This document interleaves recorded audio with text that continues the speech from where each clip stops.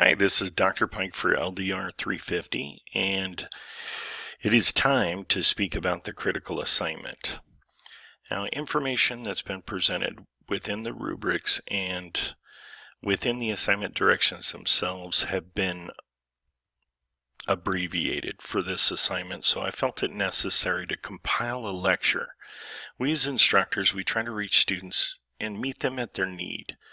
Some students are a combination of learners. We try to teach visual learners, auditory learners, and kinesthetic learners. With visuals, you can see with the lecture videos what we're trying to present and read along with us in keywords that we try to convey.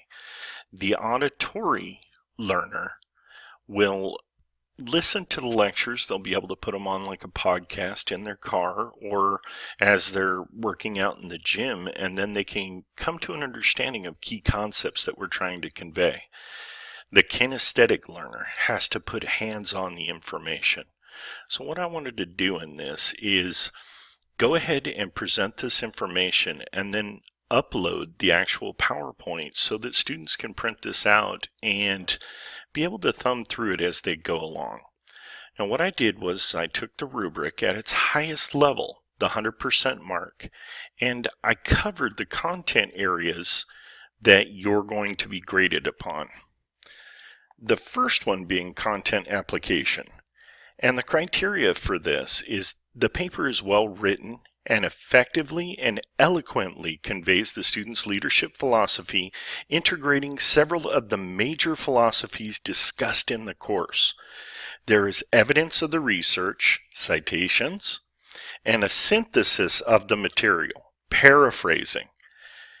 Excellent evaluation and analysis are evident. And so what we're looking for is an exposition of your learning. So the learning needs to be stratified, like through the weeks you took a look at it, and you can go back and take a look at your feedback and see if you were lacking in any of the key content areas of the rubric throughout the entire course.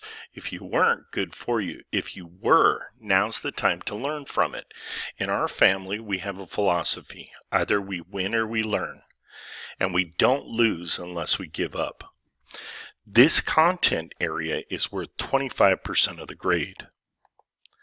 Next is a faith integration and ethical consideration. Now, a scripture that is helpful in terms of representing or illuminating the leadership and a Christian worldview is included, and the importance of the scripture is clearly articulated. The integration of faith and learning in regards to the content of this assignment is clear. And I can tell you weekly we had a faith integration component to the course, and it aligned with that week's learning. So if you're taking that as a hint, I would just provide correct citations and align the information with the particular scripture that you're trying to convey. And this is also worth 25% of the grade. A research and synthesis of material. Now that is material expressed in this course. Now I noted over grading there were alternate, albeit unrelated, information and course text work from other classes that were integrated into this course. The text for this course is by Gamble and Gamble. And I would suggest very strongly that your quotations come from the information presented from Gamble and Gamble. Each week the lectures were provided to you with the information contained therein. So if you go back and you look at the lectures from a specific week, it aligns with the text. Now in this contextual application here, the paper demonstrates an excellent synthesis of research materials, including the textbook and other posted web sources. Higher level thinking is evident, and the paper is well written. It conveys the information in a clear and logical, research-based manner. This is also worth 25% of the grade. APA formatting.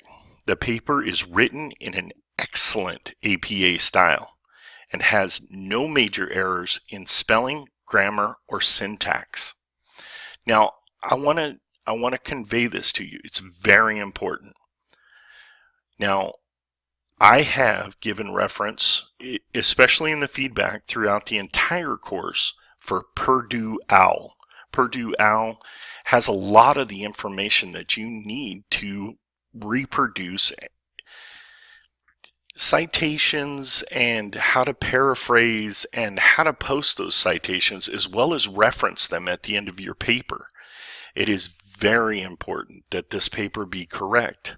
And I want to just tell you that it is important for this artifact, this paper that you're producing here, that the APA be correct. This is the formative summation.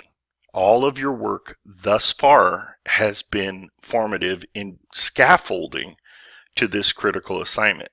Now, why this assignment is so important is this assignment is retained for WSC accreditation. Now, that's the Western Accreditation of Schools and Colleges. They make it possible for California Baptist University to be able to confer degrees upon their graduates, and that degree to be validated within the Western schools. But our degree is recognized globally. And what this information does, because this information is retained, it gives a snapshot of student learning to be able to show auditors from WSC that our students are performing at an acceptable level.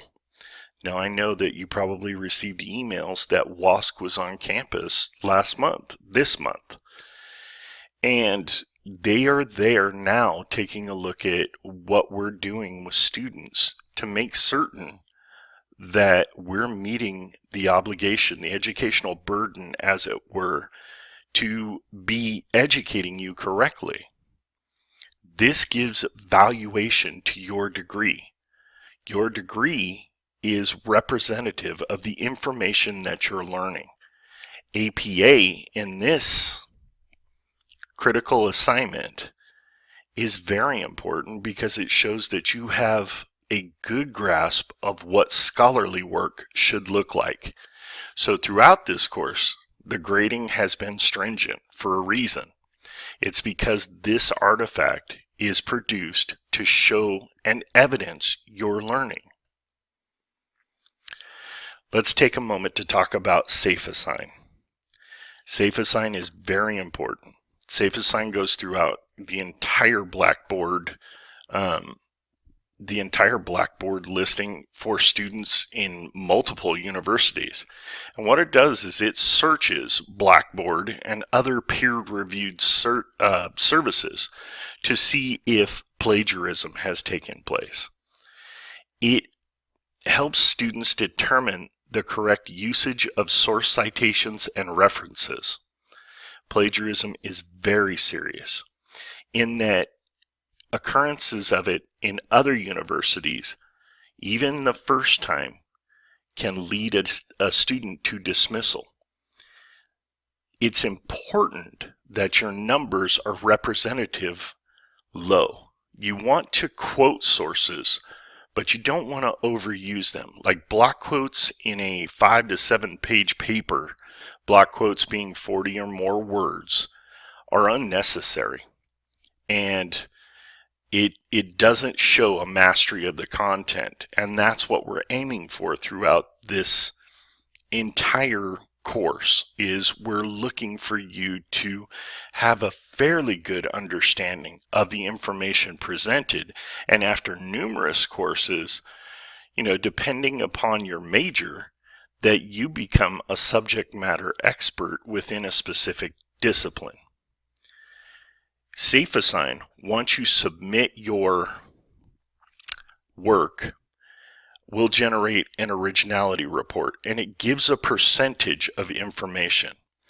A high percentage is around 35 to 40%.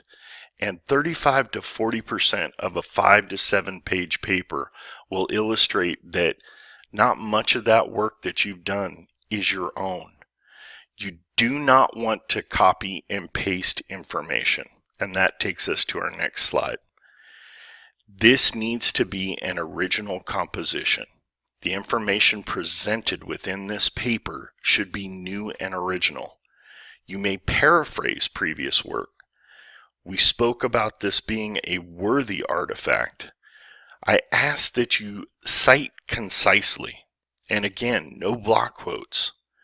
Demonstrate what you've learned throughout the course, and make this a worthy artifact of the learning. Now I hope you took something from this lecture, and I'm absolutely going to post this PowerPoint with the video on the site because I want you to be able to refer back to it as you're writing. Know that throughout the course, grading wasn't malicious in any sense. It was to elicit a response. And you stepped up to the challenge. Your work became scholarly. And I would encourage you, if you haven't thought about it, the majority of the students within this course, if not all, are contenders to go on to graduate school, should you choose. So I want to thank you and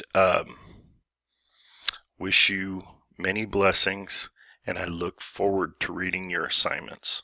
Take care.